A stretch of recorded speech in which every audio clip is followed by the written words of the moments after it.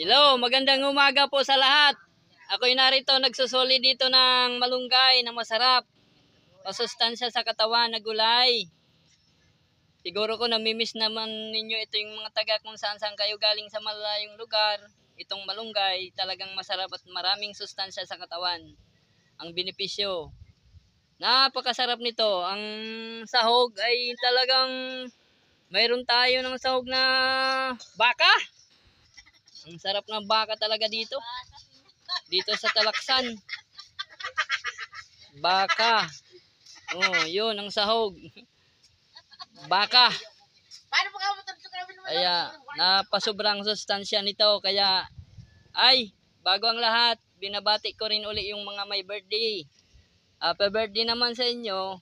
At saka po, bago ko rin din makalimutan, kumusta po kayong lahat? Kumusta na kayo ang kalagayan ninyo? Maging ano man sa buhay, laban lang.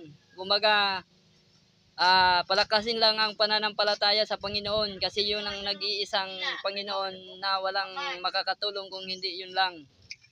At binabati ko na rin din pala yung mga kaibigan ko.